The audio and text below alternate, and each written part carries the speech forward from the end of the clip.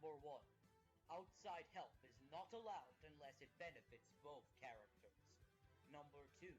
If there is multiple cannons of a character, we will choose the ones that will give the fairest matchup. Number 3.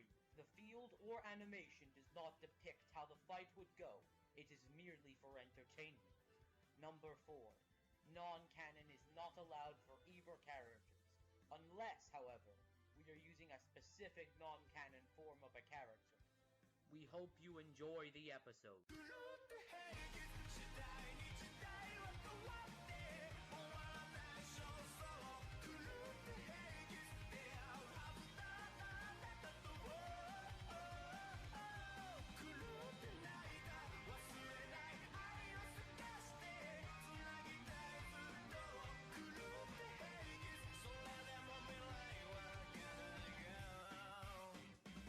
Teamwork is the key to every battle, and while you've got your standard healers, smart guys, or tanks, no team could get anywhere without an amazing leader.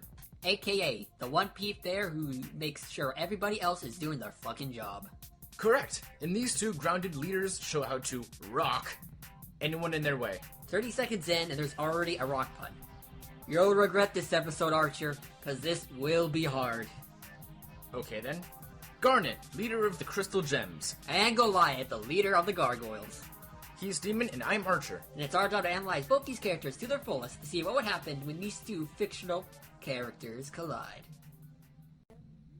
5,500 years ago, before the Earth was ravaged by the internet or smartphones, something made contact with our planet. Let me guess. You? What? No. I existed before the concept of reality and time became a thing. You, on the other hand... sorry, bud. Luckily, something much better made contact with Earth. That wasn't Demon, thank God. Are you implying I'm somehow worse than a bunch of race of alien space rocks? Careful, he's learning. I'll have you know, I pose more of a threat to this Earth than a bunch of alien she-rocks ever do. The threat here is your stupidity. Unlike you, a guy who somehow is still repeating 7th grade after God knows how long, the Gems started colonizing Earth for their own evil ambitions. You know, like spreading their empire. Yay, because everyone has to have an empire after all. Before Earth could be fully colonized, tragedy struck. The original leader of the mission, Pink Diamond, was shattered without mercy in front of her entire escort, meaning Blue Diamond had to take her role in Pink's absence. Wait, wasn't she shattered by Rose Quartz? Oh, buddy! You honestly don't believe that, right? Wait, really? I mean, it's obvious. Rose Quartz was a leader of the Crystal Gems who rebelled against the other gems that wanted to colonize Earth. Pink Diamond was that side's leader and, yeah, shattered. Oh boy. You're in for a shock at the end of this analysis. I'm sure I am. Now, with Blue Diamond basically being the head honcho of this operation, she needed to know what was going to happen in the future to, well, you know, finish it. Thankfully, a certain Sapphire was dispatched in order to help in this endeavor, accompanied by 3 ruby guards for protection. What Sapphire didn't know was, one of these rubies would change her life. You could even say it changed her mind. How about I change your mind because of that pun? I'm gonna have a field day with this. Anyway, as expected, Blue Diamond's meeting was interrupted by the Crystal Gem's attack on her court. Just before Sapphire would be shattered by Pearl, one of the rubies decided to say, "Fuck the future," and rushed in to take the hit. Oh boy, it was a good fuck up. And thus, Garnet was formed. Yep. Sadly, however, they had to flee, because homeworld gems really hate different gems fusing with each other. Talk about control freaks. Although it took a while to get used to this new form, and with the help of Rose Quartz, Sapphire and Ruby created the unbreakable bond and decided that being Garnet was pretty fucking cool. Leading to her surviving the Gem War, hanging out on Earth for a while, and having a new goal, protecting Steven Universe after his mama died. Didn't Rose have to shapeshift a makeshift womb to actually have Steven? You know, gems don't, well, work like that when it comes to babies. Who cares? All I want to know is how Greg survived the night in that bed. Good Gaia, it must have rocked. Huh? Because Greg's a rock star? In which she would become the new leader of the Crystal Gems, as well as uphold that goal of protecting Steven at all costs. And to be a kick-ass leader, you need to have some diamond hard abilities. Just like a boulder, I'm on a roll. Just no. To start, we have Garnet's basic gem abilities that she shares with billions of gems out there. For example, being able to shapeshift. Ah yes, for whenever she needs to play Steven tag and yeet Amethyst into the sand or swap her wear for beach parties, who gives a shit about that? It goes beyond that, however, as Garnet can actually alter her limbs as well, such as stretching out her arms in case an enemy is out of range or she needs to grab something further away. I guess you could say it's handy? Oh, so I guess you like adjusting to the gravity of a random planet without permission too? What the fuck? I'm not that annoying. I think. Ah, so you're more on the lines of having the instant flashlight on hand. You know, because Garnet can activate a beam of light from her gemstones. Actually, having an instant access, infinitely powered flashlight sounds pretty cool. Combine that with the stretchy arms, and boy, I'll be binge watching my own created series Hell's Nightmare next week, while grabbing coffee in the next room over whenever I'm thirsty. That's right, I'm also my own personal cook. Being a gem, Garnet also has the ability to live for a freaking long time. Alongside this, Garnet has enhanced durability, along with super strength due to being a fusion of 2 gems. Neat. Oh come on, Archer, stop talking about the normie shit and instead talk about what makes Garnet badass. The shades that she can summon at will whenever an older pair is destroyed. That, but something else. The afro? Okay, that afro is actually pretty kind of cool. That makes Huan's hair look acceptable. Yikes. Oh, she can summon her gauntlets. Phew! Got off scot-free. I'm crystal clear on that. Will you stop? Nah. You know me, nah. Now, every gem has a special weapon that they can summon at will, just like Garnet's shades, which aren't her weapon, obviously. Instead, Garnet can summon 2 gauntlets, which always spawn on her hands, making it a quick and convenient way to jump into battle. Now, what does Garnet use these gauntlets for, you say? Well, to punch the shit out of fuckers, I say. That's one way of putting it, but yes, with her gauntlets, Garnet is granted extra strength, giving her punches way more impact than if she were to bop someone normally. Looking at you, Holy Blue Agate. I have no idea who that is. Never mind, don't worry about it. Oh. However, for some reason, if the stretchy hands weren't enough, she could also fire her gauntlets off like missiles. They make sense, apparently, because she took the Android 16 class. She might lose her hands during the attack, but thankfully once the gauntlets hit their target, they just seem to magically reappear on Garnet again. That or Garnet is just summoning new pairs each time they hit something. Whichever. Rocket arms, you say? Android 16 versus Garnet. Unlike Darth Vader versus Esdeath, we're not doing that. Oh, come on, man. Why solo my fun? So it isn't even a rock! Still ground related! Jesus save us. But if Garnet is looking to wallop foes with double the power, she can increase the size of her gauntlets to absurd levels, even to the point where one hit can shatter the homeworld warp pad or even slightly stagger Blue Diamond. And Blue Diamond, well... Yeah, come on, Archer. We all know what you're going to say. Sick. Yes, it is quite big, making it impressive that she even flinched at all. Damn it. Something that does give Garnet a big advantage, though, is her future vision. Essentially, it grants Garnet the ability to see into the future, viewing different outcomes of future events. And when she does that, she'll usually take advantage of the outcome that favors her the most, giving Garnet the capacity to predict an opponent's attacks. Think of it as the spider sense, but you can see it happen, before it happens. So I guess it's not like the spider sense at all. That's a really odd way of putting it. I'm sensing that you don't like it. Let it stop! Surprisingly, Garnet's future vision is pretty flexible as well. She can see 2 days into the future, predicts things across the entire planet, and even give other people future vision via a kiss. And not to mention she was able to deflect a lightning bolt with it.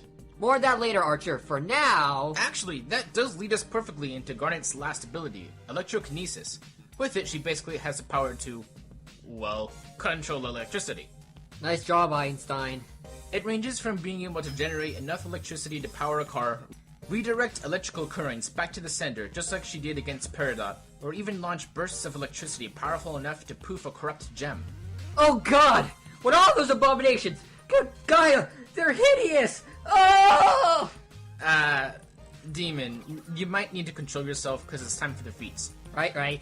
Now let's get here and... Oh god, is that a killer fry suit? That bleeds ketchup? Is that Steven being overrun by demonic cats? Well, you see... Or a killer lighthouse? Wait, shit, that's actually kind of funny. I'm done. Yeah, I'm done. Okay, so to Oh start... god, Jasper, it's corruption! White Diamond, too many birthdays! What is with this show and scary moments? There's a reason I prefer OKKO, people! Good point. To start, we have to bring up strength. For example, remember when Garnet yeeted Amethyst into the ground? Yeet! Well, when that happened, Garnet pounded at her with enough force to turn the nearby sand into glass. That's a strike that was able to generate a good 3,090 degrees Fahrenheit, and she was barely trying. She can carry giant axes and boats around like it's nothing, push a van very far on accident, casually stops and throws a car, and with her bare hands she's able to stop a monster that can burn stone. That's around 2,400 degrees Fahrenheit with normie hands. Dang. During a fight with her water clone, they collided with enough force to create a crater. Punched it so hard it created shockwaves that moved small rocks nearby, kicked and elbowed this pillar away like it was nothing, and destroyed the stone floor in only a couple of punches. We're still not done. She was able to bury her legs in solid stone, all the while saving Steven's ass over roaring flames. Hold up a pair of spikes, easily lift up Greg's van. Yeet, poor Amethyst again, cause you never yeet! I think everyone's getting tired of that joke now. Oh well, this time hard enough to shadow a wall, and was able to catch a falling pillar and hold it up, like it's nothing. Finally, she can punch a boulder really far away, punch hard enough to create airwaves, and she was able to lay the smackdown on a monster so bad, the mountain, or room, I should say, started to collapse around them. Granted, it wasn't the whole mountain, but still, it was a good small chunk of it. Wow. Good Gaia, that's just strength alone. She also packed some pretty cool durability feats as well. Such as being able to casually handle the strain of holding a boat, while jumping hundreds of feet in the air, no problem. Getting tanked by multiple cars being stacked on top of her, and withstanding the heat of a lightning bolt, which is 5 times harder than the sun's surface. During the water clone fight, she tanked being plowed through all the stone and got back up. Just more pissed than ever. Wasn't even fazed by hot coffee being spilled on her, and can supposedly swim in lava. Keep in mind she only ever stated this, but considering the wacky shit she's been able to do so far, it's reasonable to support this claim. You forgot to mention Jasper as well. During their fight, not only was she taking hits from Jasper left and right, but Garnet was able to continue fighting even after being plowed through God knows how many floors. Furthermore, Jasper was able to survive the ship exploding after it crashed, and Garnet should be scalable to that. Jesus. Oh, so since I forgot this, I guess you forgot this one too, where she hated the song so bad from Grade's, radio? So much, she said, fuck it, and dropped out of his van while it was still driving. That's oddly specific. Ocean Boy Jim! Sure, keep in mind, Jasper also survived the ship's explosion by herself, plus being thrown into the reactor that caused it to crash land in the first place. If that's not enough, Jasper can somehow shake an entire boat, beat a corrupted gem no problem, and even spin with enough force to rip off Sonic. Like, it's just a spin dash, guys. Don't try and hide it. Alongside being able to dodge attacks from Jasper, disarming her weapon, or spin dashes, she also effortlessly denied everything that weird tentacle monster was going to do. Dodge projectiles while carrying Steven, who already a distracting piece of shit. Dodge lasers, catch the whip just as Ruby and Sapphire were about to fuse, and if you remember in her spike or burying feats, she could also jump really fast. About that lightning feat, actually. Yes, people, Garnet did block it. Impressive, I know. However, keep in mind this was because of her future vision, it wasn't because of a natural reaction time, meaning it was just a preemptive block and not a lightning-timed feat. Still, it's incredible that the future vision can react to this at all. Good god, are we done here? These feats are rocking my socks off. I mean, other than being able to overpower Pearl and Amethyst with their stretchy arms alone, calculate the trajectory of things wicked fast, flex so hard it flings hot coffee off her, basically never runs out of stamina due to being a gem, having a lot of experience due to gems never aging or creating explosions strong enough to flip Peridot's weird mech around and being a great singer. Yeah, that's about most of it. Another pun? Aha! My puns are rock solid. Ah! Now finally, weaknesses. Guess what, people? Not a lot. Now, why is this exactly? You see, a gem's normal weakness is attacks aimed at their gemstone, either poofing or shattering them, or hitting them with enough force to poof them. With me? I'm feeling rocky. Like a mountain. Well, you see, Garnet's gemstones are on her hands.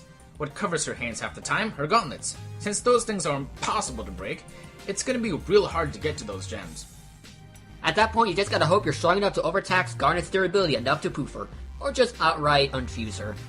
yes. And while Ruby and Sapphire themselves are strong, I mean, Sapphire can smash a baseball, reasonably further than she should, but by themselves they aren't just as strong as they would be as Garnet. So your best bet is if you somehow infuse them. The only other thing is that her future vision can become clouded if she can't focus on anything, or if she's stressed out. Yes, it can be a hindrance, but considering how powerful she is already, it isn't a complete loss. Well, if she gets so focused on something, she loses sight of other objectives. Like, meat beat mania? Where beating your meat becomes a feat? Okay, now that's just gross. Trying to start a beef with me, Archer? Oh, please. You can't fight me considering how stupid you are. Oh, really? Exactly. For example, we all know Rose Quartz shattered Pink Diamond. Oh,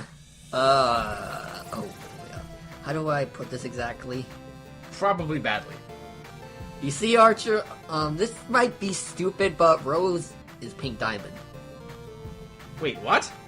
That has to be some kind of joke. No joke, it was revealed in the show itself. That's impossible. It's like one of those most terrible theories in existence. Not convinced? Look at over here! Wait, but that's dumb. Like, really, really dumb. How? Why? But does this mean Steven is his own mom and her false identity and his own son? But they are. How are they they're different.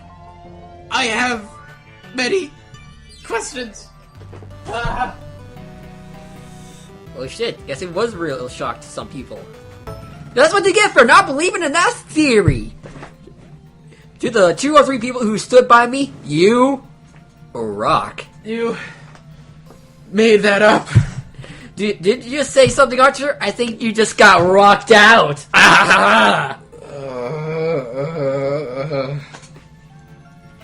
Overall, don't you ever mess with the crystal gems, or else their leader will make sure you tumble your rocks. Don't give me that look. Steven! Thank you.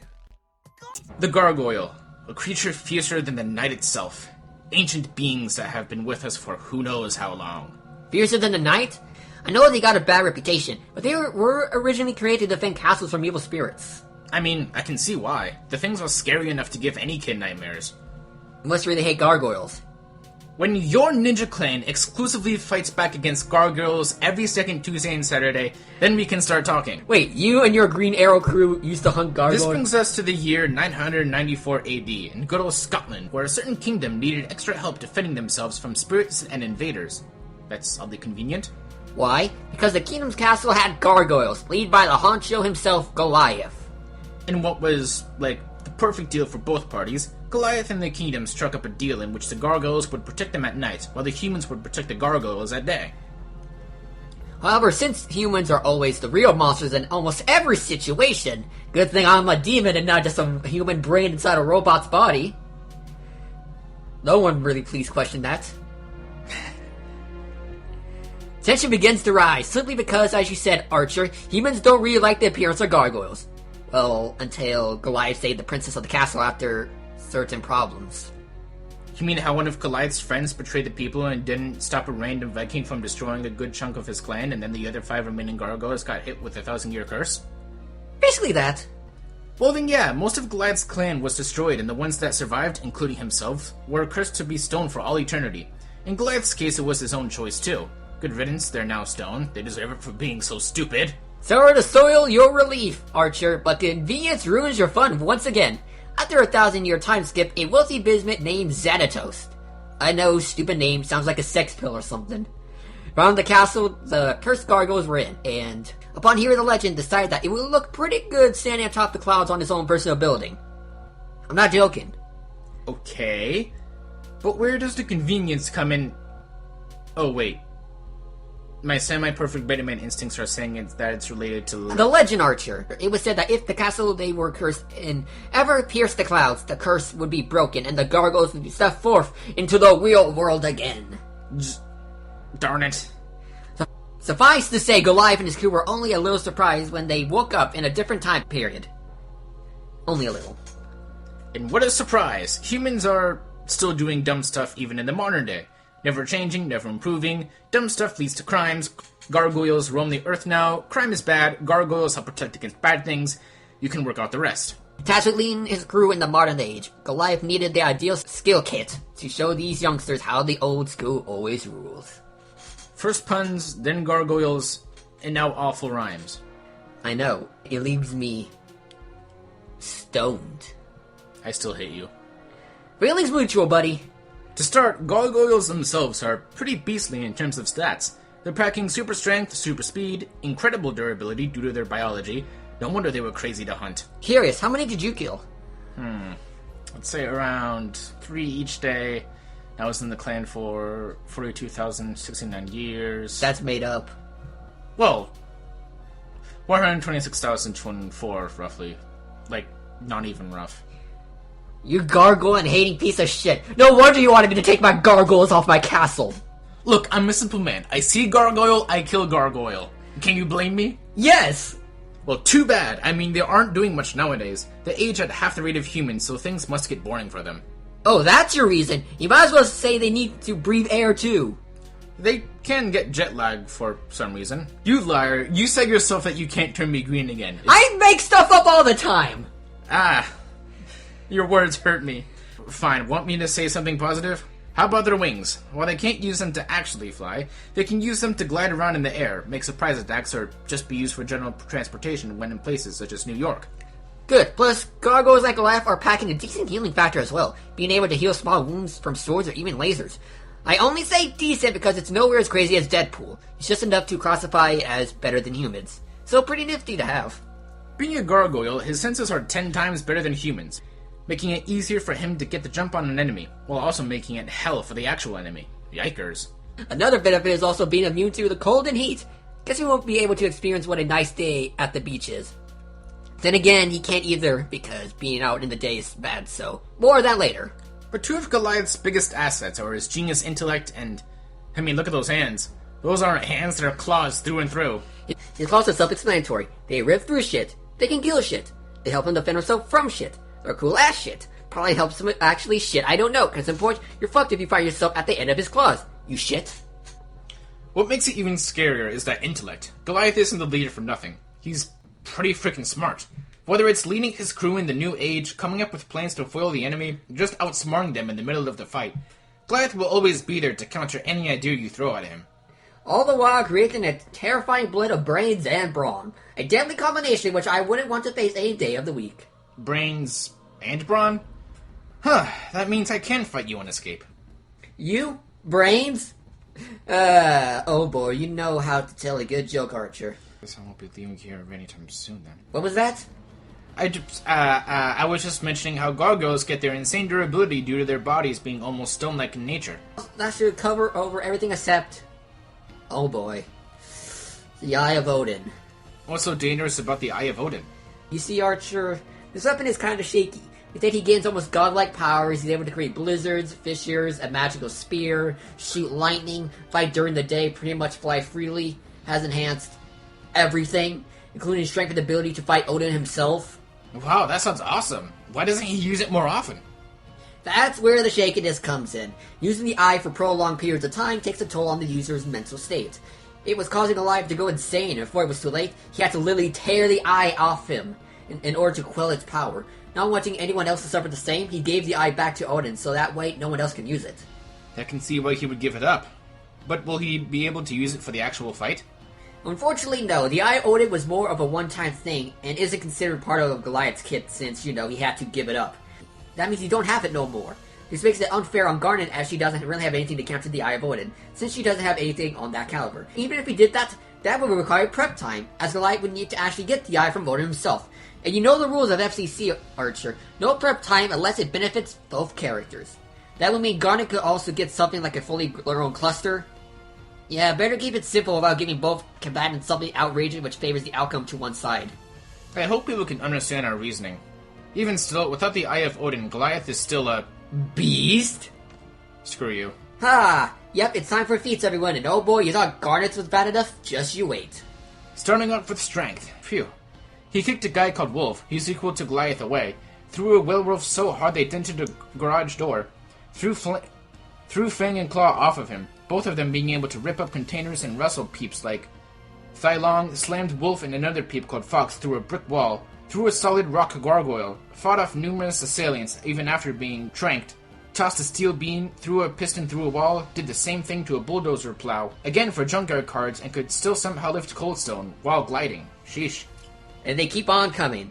He can rip apart a subway's roof, tear the canopy off of a World War II plane, open a hovercraft's bay door open, ripped out a metal panel, ripped off a door from Flying Fortress, slice through stone, dig through a ceiling, say screw you to the security door, crumble another door, rip apart an iron chain, burst through a metal catwalk, burst through a metal wall, and rip apart a fucking hydraulic press. Along with being able to break a rooftop clean, smash the floor of an oil tanker while resisting a hallucination weapon at the same time, punch that poor wolf guy through a metal wall, this time with the help of a guy called Hudson, burst out of a rock prison, break through a tough coat of ice, bend a metal spikes with a punch, burst out of a security cell, then using the bars of the cell to smash these robots to bits, break through a security door, smash security glass with a table, and then kick down a door. Yeah, it's probably safe to say he's really freaking strong.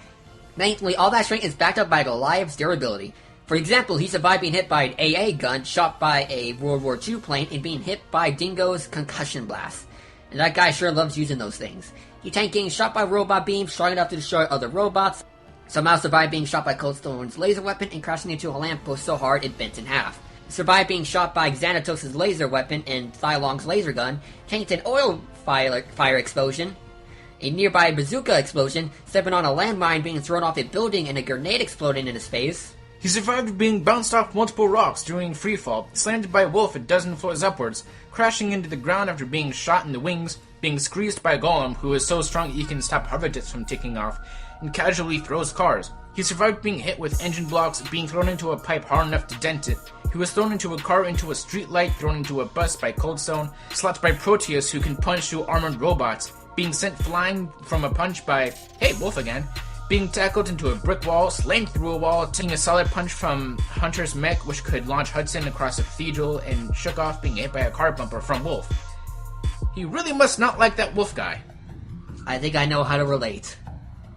Oh, do you now? Yeah, I hate wolves too.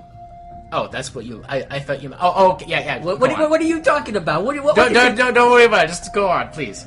Okay, then. Along with having no issues fighting in a raging fire and gliding feet away from lava, showing his heat resistance, or standing in the cold in Norway to diving into the Hudson River during winter. Yeah. Hang on, Demon. There's still speed to cover as well. Right. Let's see, he can dodge gunfire, dodge an Archmage's spell, laser fire from Hunter jet bikes and Demona's mech, dodge blast from a copy of Macbeth's lightning weapon, dodge fire from a bunch of drones, rapid fire from this guy called Coyote, glides as fast as a subway train in New York to catch up to a jet just moments after it took off, and remember when he was shot by that World War II plane? He was able to lose it just by gliding, while being shot. That's not all. He's fast enough to catch a museum artifact from falling, catch a spear thrown by Demona, react quickly enough to knock a bust into a net gun, grab this wanker before he could get killed by a spike trap, dodge attacks from numerous Vikings, block strikes from Hudson who can deflect Demona's lasers with a sword, is able to fight against a trained gunman without even knowing what guns are, dodge laser blast from Coldstone's weapon, somehow dodge an alien execution weapon, once again dodge high-powered laser fire, it's the same only this time, only it was point blank from the Steel Clan Gargoyle, dodge a blast and laser fire from the Hunters, laser blast from Thylong's laser rifle, dodges a bazooka, and you can somehow still move around despite being shot in the wings. I think it's pretty clear cut that he can dodge laser fire. Laser fire. Yeah. Lastly, for some miscellaneous shit, he was able to throw a pipe accurately enough to hit a hover bike's control panel. Used a mace to defeat Macbeth, a guy who had centuries of experience, is immune to magical effects from Oberon, was even able to outsmart him, doesn't fall for any Xanatos' bullshit. Yeah, that should be it. Finally, goddamn, he's done a lot. If you ask me, his best feat is that voice. Dang, I might hate Gargoyles, but I have to admit, it's impossible to hate Goliath's voice on any day of the week. Any day of the week? You mean never? Sadly, however, a godlike voice isn't going to save you from Goliath's weaknesses. Yes, you say for all the shit that Goliath has done, he's never been able to find a proper way around that turn during the day thing. Yeah. During the day, he's as vulnerable as anybody, because he's turned to stone. If he's in a bad spot while it's daytime, or is still fighting before daybreak, he'll up and turn into stone, leaving him wide open for anything, really. If that's not bad enough, there's even risk that a gargoyle could turn into stone mid-air. Just imagine living as a gargoyle, you're doing your late night stroll, you see the sun starting to rise, you realize you have to go back to your place, you try to fly there, but the sun comes up, you turn into stone mid-flight, you come crashing down, and then shatter into many bits and pieces. That's what it's like being a gargoyle. Not to mention every gargoyle runs on solar energy. If they don't get enough energy from the sun while resting during the daytime, they'll be at a disadvantage come nighttime, as they won't be at full strength, and therefore run the risk of dying. I mean, more than they normally do. If you don't get enough solar energy to walk around at night, it'd be kind of like missing out on essential meals during the day, if you want to think about it like that. Also, for some reason, he seems to have a really bad run-ins with anything electricity-based. Like, he was shot by a trap at Hotel Cabal, was shocked after being hit by an energy rifle, shocked by Macbeth's jet, shocked by an electric bomb, shocked by a guy named Talon, shocked by Macbeth's weird lightning weapon copy thing, electrocuted by cut power lines, and took several hits from electro-based hammers. It's like he's literally a magnet just waiting to get hit. Because magnets definitely attract electricity. That's how magnets works. You don't know how they work, you can't prove me wrong.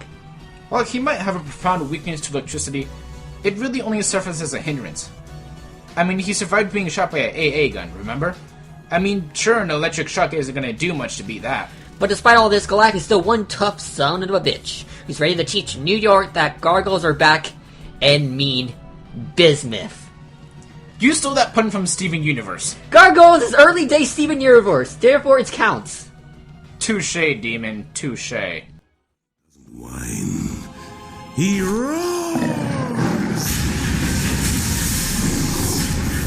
Alright, the weapons are ready and the batons are set. Let's settle this. It's time for these two fictional characters to collide.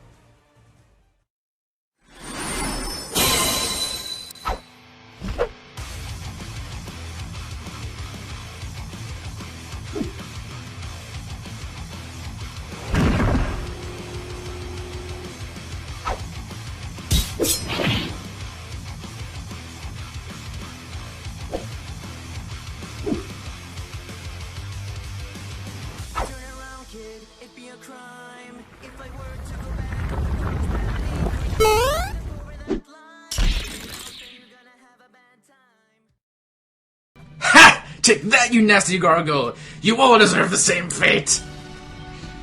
No! Goliath! How can you lose a song with an afro when your voice is godlike? Sorry, demon, but despite Goliath's advantage in mobility and intelligence, Garnet takes this more times than not. Yeah, Garnet was just far stronger, tougher, had more varied skill set, although they are close in terms of speed. Let's explain. It's true Goliath can easily tear through stone and chunk cars around like they're nothing, but he really didn't have anything that could actually hurt Garnet. Alright, you see, Gem's main weakness is their gemstones, and when hit, it can cause some nasty shit. Unfortunately for Goliath, Garnet's gemstones are always covered by her gauntlets. As such, Goliath's only real way of beating her was to dish out so much damage that she'd poof. And Garnet, well, she can do things Goliath can do, just better. What can Goliath do in this situation? His lack of a varied arsenal really can't get around this problem no matter how many times he might outmaneuver Garnet. But Archer, couldn't Goliath just overtax Garnet with enough attack to poof her? Well, you see, no. Goliath's strength feats, while impressive, aren't nearly stronger than Garnet's durability feats. There's no way in hell he could whoop out enough damage to even consider poofing Garnet. Yeah, well, that's true. Goliath's best durability feat is surviving that AA gun, a weapon designed to shoot down planes. Good, right? Well, Garnet surpassed that with her fight against Jasper, you know, the character who survived the ship crashing into an island. The same fight in which Garnet was able to continue fighting after being dragged through tons of floors. And safe to say, an AA gun hitting Garnet wouldn't really hit as much force as that, or as much force as that one time she was punched into the ground by her water clone. Goliath really didn't have anything. And remember, Goliath turns into stone during the daytime, meaning he only has a capacity to fight during the night. I think it's a safe bet to say that Garnet would be able to last for a night, since gems have infinite stamina. So the whole being tired thing, yeah, she doesn't have to worry about that. Essentially, even if Garnet wouldn't get a single hit off during the night, she could easily just tank all of Goliath's hits for the full 12 hours and just shatter him when he turns into a rock. But Archer, didn't we say Goliath has intelligence and mobility? Well, yeah, due to Goliath's wings, he does have better movement options that would allow him to control the pace of the battle and move to more advantage-based locations and areas. With that genius intellect, it's feasible he could come up with a strategy mid-fight to counter Garnet. But all good things come to an end, as Garnet has tool to basically counteract all of that. If Goliath tries to outmaneuver Garnet, she has her rocket arm that, you know, can tip over a giant robot, by the way, that she can use to close the gap and bring the fight back into her favor. And if he tries to come up with any sort of plan, I mean, come on guys, future vision. No matter how much Goliath uses that big brain of his, future vision is basically a full-on hack that can tell Garnet whatever Goliath will do next, nullifying most any plan he comes up with. Once again, bringing the fight back to ground zero. I know, it's BS in Garnet's favor. For Pete's sake, the future vision works so fast that Garnet was able to deflect a lightning bolt. A lightning bolt. Jeez. Plus, what can Garnet manipulate? Electricity. What does Goliath always seem to get hit by? Donuts. No, I'm joking, it's electricity. I'm just making sure you guys are paying attention. Yes, Garnet doesn't use that much power as much as she should, but it's just another advantage that makes this match really lopsided. Wait, when did Goliath lose to donuts? It's a... You know what? Just go on. It's no use arguing with you. Oh, okay. And, oh yeah, speed isn't a big factor here since Garnet's reaction speed plus future vision makes up for the gap Goliath's gliding and laser dodging feats may make. Suffice to say, no one is going to win a Formula 1 race by tagging the other rock person anytime soon. I have no idea what I just said here. Same goes for experience. Goliath was around for about 1,000 years, sure, but a lot of that time was spent being a rock. Doing the math, about 500 of those years. Meaning he was really only seen, like, between 60 and 80 years of actual combat experience? Don't get me wrong, it's still impressive, but... Garnet has been around for over 5,000 years, and she was alive and kicking for all that time. Sorry, Goliath, you aren't winning. Sorry, Goliath, you aren't winning in that department, even if you were awake for that full 1,000 years. All in all, while Goliath might objectively have the better voice and maybe better series, according to the image, I still stand by that claim! He really didn't have anything that could give him a major advantage against Garnet, making this, well, it's not really a stomp, but somewhere close to it. It's difficult to explain. Screw the pun, I call BS on that future vision hack. Pretty much. I mean, we practically stole all the rock puns we could make. Looks like this fight left Goliath in pieces. That pun was child's play. Goliath really hit rock bottom. Oh, we're doing this again. What's wrong? That fight rocked. That was just stone cold, man. You're behaving like a rolling stone. Stop rocking out. Looks like Goliath's chances of winning were gargoyled from the start. That victory was sedimentary, my dear demon.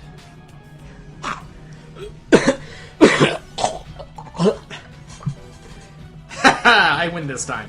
The winner is Garnet. You're an igneous! You know that? You metamorph dick! Next time on Fictional Characters Collide.